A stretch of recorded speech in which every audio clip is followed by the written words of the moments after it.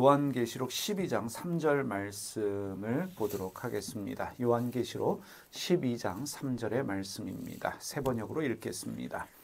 또 다른 표징이 하늘에서 나타났습니다. 머리 7개와 뿔 10개가 달린 커다란 붉은 용 한 마리가 있는데 그 머리에는 왕관을 7개 쓰고 있었습니다. 자, 용이 등장합니다. 용이 과연 어떠한 동물인가? 우리가 좀 이해할 필요가 있겠습니다. 여러분 아시다시피 용은 실제하지 않는 상징적인 동물입니다. 이 실제하지 않는 상징적인 동물을 통해서 성경은 우리에게 무엇을 말하고 있는지 우리가 살펴보겠습니다. 용은 헬라어로 드라콘이라고 말합니다. 이 드라콘이라고 말하는데 이 사악한 세력과 연관되어진 동물로 이해되어지고 또 뱀과 연관되어진 동물이면서 바다 괴물을 말합니다. 용을 한마디로 말하면 바다 괴물입니다. 이 성경을 보면 용은 악의 세력을 상징하는 바다 괴물로 표현되어지고 있습니다. 악을 상징하는 바다 괴물로 우리가 이해하면 되겠습니다.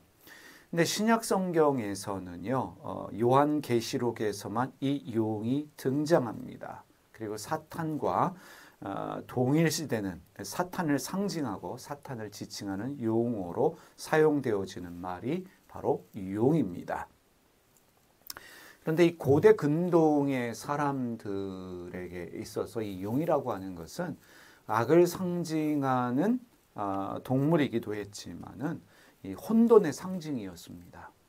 이 바다 괴물로 여겨진 용이 혼돈의 상징이었는데 이 고대 사람들에게 바다라고 하는 것은 상징 그 자체였습니다. 시면 깊은 곳이 있는 그곳은 혼돈의 상징이었습니다. 이 용이 바다에 살고 있다라고 믿었습니다. 그래서 바다 괴물입니다. 이 용도 바다 괴물인데 혼돈의 상징이었습니다. 용이 혼돈의 상징이면서 악의 상징입니다. 용은 혼돈의 상징이면서 악의 상징인데 바다에 살고 있는 괴물로 여겼습니다. 이해가 되시지요? 실제하지 않는 동물입니다. 상징적인 동물입니다. 고대 사람들에게 바다는 시면 혼돈의 상징이었기 때문에 이 바다에 살고 있다라고 믿어지던 용도 혼돈의 상징이었고 그러면서 악의 상징으로 여겨졌습니다. 이 고대 메소포타미아의 신화를 살펴보면 여신 티아맛이 등장합니다. 여신 티아맛이 등장하는데 이 혼돈의 상징인 바다와 또는 7머리 달린 바다 괴물로 등장합니다. 이 혼돈의 상징인 티아맛이 바다 또는 7머리 달린 바다 괴물 용으로 등장하는데 이 바벨로니아의 수호신이라고 여겨지는 마르둑이 여신 티아맛과 싸워서 이긴 뒤에 그녀의 몸을 갈라서 하늘과 땅을 만들었다라고 하는 것이 고대 근동의 신화입니다. 다시 말하면 혼돈을 제압함으로 혼돈을 정리함으로 하늘과 땅이 창조되었다라는 것이 고대 근동 사람들의 믿음이었던 것입니다. 생각이었습니다. 우리 성경을 좀 살펴보겠습니다. 하나님께서 세상을 창조하셨지요. 세상을 창조하셨는데 창세기 1장 2절에 보면 이렇게 기록하고 있습니다. 새 번역으로 읽겠습니다. 땅이 혼돈하고 공허하며 어둠이 깊음 위에 있고 하나님의 영은 물 위에 움직이고 계셨다. 태초에 하나님이 세상을 창조하셨는데 그 창조하실 때의 모습을 기록하고 있습니다. 하나님께서 혼돈스럽고 공허하고 어둠이 깊음 위에 있을 때에 다시 말하면 혼돈스럽고 공허하고 어두운 땅에 빛과 어두움을 땅과 바다를 창조하심으로 질서를 부여하셨습니다. 땅이 혼돈했습니다. 공허했습니다. 어둠이 깊음 위에 있을 때에 하나님께서 빛과 어두움을, 땅과 바다를 창조하심으로 질서를 부여해 주셨다는 사실입니다. 여기서 바로 우리가 창조를 이해해야 합니다. 우리가 창조를 말할 때에 이 창조는 무에서 유가 만들어지는 것이다 라고 생각하는 경향이 있는데, 성서에서 말하는 창조는 무에서 유가 만들어지는 것이 아닙니다. 창세기 1장 1절에 창조하다로 번역되어진 히브리어가 바라입니다. 바라라는 동사를 쓰고 있는데, 이 히브리어 바라, 이 창조하다로 번역되어지는 이 말은 무에서 유를 만들어내는 행위가 아니라 필요 없는 것들을 제거하는 행위를 말합니다. 예를 들면 제사장이 신에게 제물을 바치기 위해서 고기를 칼로 다듬는 행위가 바로 바라입니다. 조각가가 조각물을 만들기 위해서 칼로 돌을 다듬지요. 그 행위가 바로 바라입니다. 쓸데없는 것들을, 필요 없는 것들을 제거하는 행위. 뭔가 형태를 만들면서 뭔가 원하는 모양을 만들 때에 필요 없다라고 여겨지는 부분들을 제거하는 행위가 바로 바라입니다. 그것이 바로 창조입니다. 그런데 여러분, 태초에 이미 혼돈, 공허함, 어두움이 존재하고 있었다는 사실입니다. 1장 2절에 땅이 혼돈하고 공허하며 어둠이 깊음 위에 있었다라고 말씀하고 있지요. 세상에 이미 혼돈과 공허함과 어둠이 있었습니다. 그런데 그 혼돈이 창조가 되었다라고 말씀하고 있습니다. 혼돈이 정리가 되었다는 것입니다. 질서 없는 그 혼돈 가운데 질서가 생겨났다는 것입니다. 공허함 가운데 하나님이 창조하신 것들로 채워졌습니다. 어두움의 공간 안에 빛이 생겨났습니다. 이것이 창조입니다. 여러분 생각해 보시길 바랍니다. 우리의 삶에 혼돈이 있지요. 공허함이 있습니다. 어두움이 있습니다. 우리 삶에 존재하고 있는 혼돈, 공허함, 어두움, 이러한 것들이 정리되어져야 합니다. 혼돈은 정리되어져야 합니다. 집이 어지럽습니다. 정리해야겠지요. 책상이 어지럽혀져 있습니다. 정리해야 합니다. 공허함은 채워져야 합니다. 배고플 때 밥을 먹어서 우리의 뱃속을 채우듯이 우리 삶의 공허함 또한 채워져야 합니다. 어두움에 계속 머물 수가 없습니다. 어두움의 공간에 빛이 생겨나야 합니다. 이러한 일들을 통해서 우리 삶에 있는 혼돈, 공허함, 어두움들 가운데 정리, 채워짐, 그리고 빛을 가져옴으로 말미암아 우리는 우리 삶에 하나님의 창조 행위를 경험하게 되는 것입니다. 우리 삶에 존재하고 있는 혼돈, 공허함, 어두움들을 정리해가면서 채워가면서 살아가는 예술적 아름다움을 경험하고 우리의 삶을 의미 있게 만들어 가는 것입니다. 혼돈이 가진 의미입니다. 여러분, 용을 이야기했습니다. 용은 혼돈의 상징이었습니다. 고대 사람들은 용을 혼돈의 상징으로, 악의 상징으로 여겼다는 사실입니다. 그러면 여러분, 여기서 또 한 가지 질문을 드려보겠습니다. 용은 누가 만든 존재인가라는 사실입니다. 용은 하나님이 만든 피조물입니다. 하나님께서 만들으셨습니다. 이 우연하게 생겨진 존재가 아니라, 스스로 있는 존재가 아니라 하나님이 만드신 피조물이다, 성서가 말하고 있습니다. 창세기 1장 21절 세번역으로 보겠습니다. 하나님이 커다란 바다 짐승들과 물에서 번성하는 움직이는 모든 생물을 그 종류대로 창조하시고 말씀하고 있습니다. 여기서 하나님이 바다의 생물들을 창조하셨는데 커다란 바다 짐승들을 만드셨다라고 말씀하고 있지요. 이 바다 짐승이, 커다란 바다 짐승이 바로 용입니다. 고대 사람들이 바다 괴물로 여겼던 용입니다. 혼돈의 상징인 용을 누가 만들었습니까? 하나님께서 창조하셨습니다. 하나님이 만드셨습니다.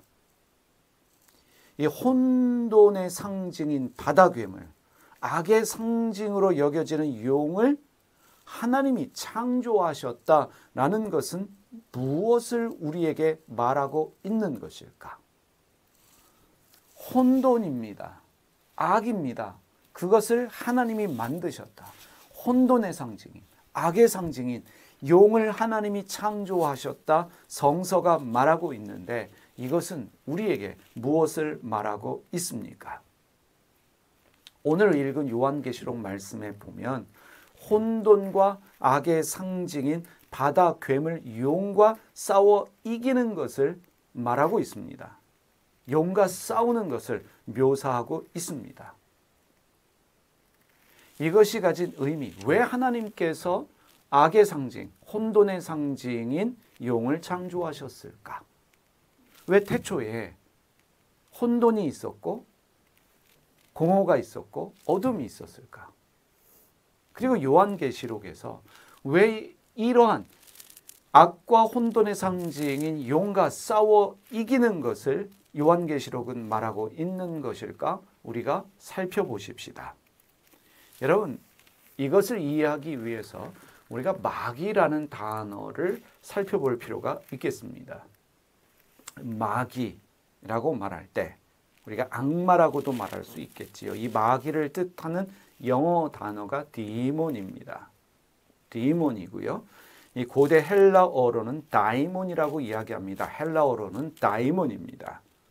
그런데 여러분, 이 다이몬이라고 하는 헬라어가 가진 의미는요, 마귀라는 뜻도 있지만 천사라는 뜻도 동시에 가지고 있는 형용 모순적인 단어입니다. 반대되는, 대립되는 두 가지 뜻을 다 가지고 있는 단어가 바로 다이몬입니다. 일반적으로 우리가 다이몬을 번역할 때 마귀로 번역하지만 원래 이 다이몬은 천사라는 뜻도 함께 가지고 있습니다. 반대되는 두 가지가 함께 포함된 단어, 형용 모순적인 반대되는 두 뜻을 가진 단어가 바로 다이몬, 마귀라는 단어입니다. 근데 이 말이 가진 깊은 뜻을 살펴보면 이런 뜻입니다. 다이몬은 혼돈을 질서에 맞게 정리하고 정돈하라는 뜻입니다. 이 다이몬이 가진 의미는 혼돈을 질서에 맞게 정리하고 정돈하라. 어지러운 것을, 정리가 안 된 것을 질서 있게 정리하고 정돈하라라는 말이 다이몬입니다. 자, 이렇게 이해할 수 있겠습니다. 하나님이 세상을 창조하실 때 이미 세상에는 혼돈, 공허함, 어두움이 존재하고 있었습니다. 여러분, 혼돈이라고 하는 것은요, 공허함이라고 하는 것은, 어두움이라고 하는 것은 하나님이 우리에게 주신 선물입니다. 그런데 이 혼돈을, 이 공허함을, 어두움을 내가 어떠한 태도로 받아들이고 행동하느냐에 따라서 이 혼돈이, 공허함이, 어두움이 선이 될 수도 있고 악이 될 수도 있다는 것입니다. 사람에게는요, 마귀적인 측면도 있지만 천사적인 측면도 있습니다. 사람의 내면에는 선이 있고 악이 있습니다. 내가 어떤 생각으로 어떻게 살아가느냐에 따라서 마귀도 될 수 있고 천사도 될 수 있다는 것입니다. 내 삶에 있는 혼돈, 공허함, 어두움을 내가 어떠한 마음의 태도로 다루느냐에 따라서, 행동하느냐에 따라서 그것이 나에게 축복이 될 수도 있지만 저주가 될 수도 있다는 것입니다. 그러면 요한계시록에서 말하고 있는 바다 괴물 용과 싸워 이긴다라고 하는 것은 무엇입니까? 우리 삶에 있는 혼돈, 우리 삶에 있는 공허함, 어두움을 그대로 방치하지 말라는 이야기입니다. 내 삶을 돌아보면서 내가 취해야 될 행동들이 있습니다. 내가 가져야 될 마음가짐들이 있습니다. 내 삶을 돌아보면서 내 삶을 성찰하면서 내 삶에 있는 용, 혼돈의 상징인 그 용을 내가 싸워 이겨야 합니다. 방치하는 것이 아니라 내 삶에 있는 그 혼돈을 정리할 수 있어야 합니다.